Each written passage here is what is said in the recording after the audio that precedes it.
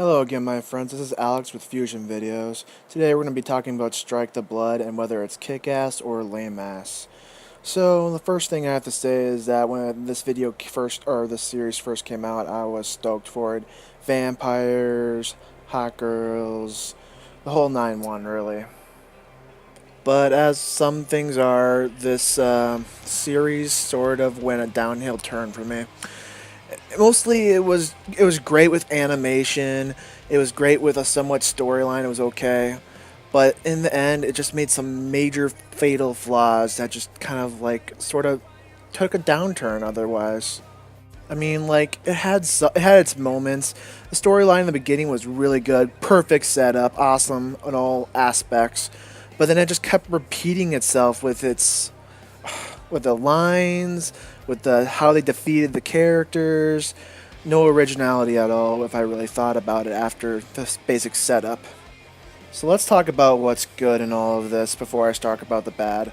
First of all, they had familiars, which was a great idea when you really think about it. Vampires controlling otherworldly creatures, doing their dirty work, badass, awesome stuff. Then came the girls that I considered like angels in a way. I mean, they were just amazing on how they created the animation for the women and all that stuff.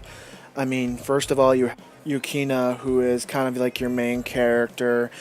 She's in middle school, and the main character is in high school, so it's a little weird there. But otherwise, it's okay. She has an okay personality, but she just keeps on. She's just an annoying character after a while, for the most part. She kept saying a few things like, "Oh, senpai, this is our fight," over and over and over and again, so much that I just wanted to kill myself. Other than that, she was an okay character. But then came her best friend, who was kind of like annoying for the most part, couldn't be up in front about her feelings. Though she was really cool and animation wise. Like I said before, we're talking about good stuff for right now for the most part. But yeah, all the animation and the girls were great, including hers. And but yeah, I guess she was a bad character overall. But next came my favorite, La Folia. Oh my god, if there is an amazing woman character out there in the anime world, this is her. She's independent, she's freaking amazingly hot, she's smart, and I just love her personality, who's kind of like always happy to do anything. Best of all, she doesn't say, "Oh my god," she doesn't say, "Oh senpai, this is our fight." Next, there's also this robotic girl who's not really that important.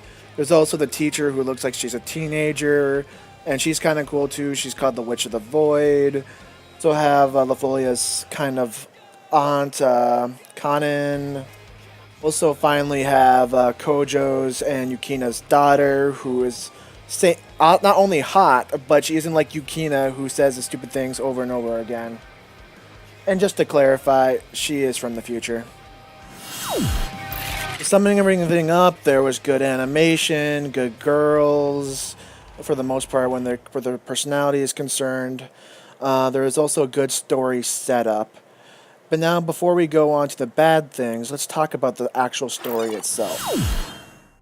The story takes place in a place called the Demon District, which is kind of like an island south of Japan. The main character, Kojo, is actually a vampire who is the fourth procurator, I guess. Sorry, hard to say. But anyways, he's the strongest vampire in the world, and he's been a vampire for a few months. Then comes in Yukina, who is an observer for the Lion King organization, which is kind of like a magical group that sort of protects the world from all different type of things. So anyways, he gets observed, vampire and girl run into different, challenges, whatever. And as not to ruin anything, I won't say anything farther than that.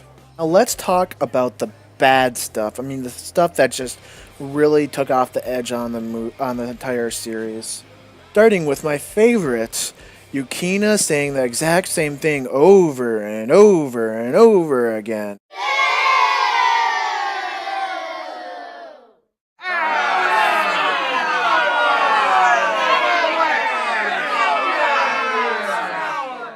In fact, that was so annoying that I had to take off my headphones whenever I was watching this stupid anime.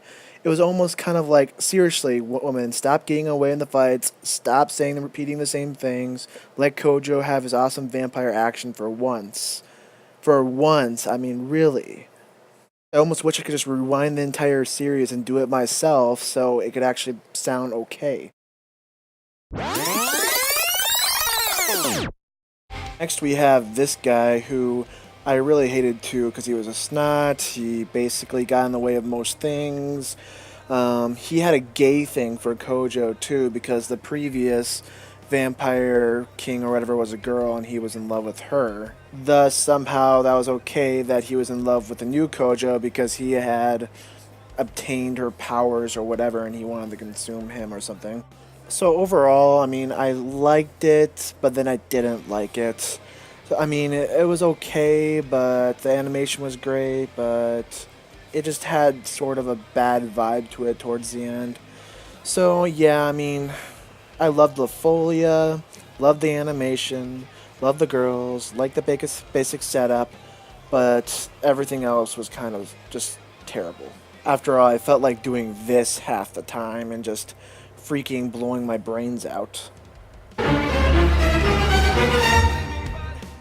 But enough about this. You probably want to hear my overall verdict of the issue, whether it's kick-ass or lame-ass. And to be honest, the decision was really kind of hard, considering the type of genre it is and how much other stuff was available that season. So here's my verdict on the issue. I'd have to say it's a tie, just because both good and bad mixed it all out in the end. So yeah, thanks for watching again. Look for my other videos in below. And I hope you guys have a good day and keep watching Fusion videos. I'll have much more stuff for you guys in the future.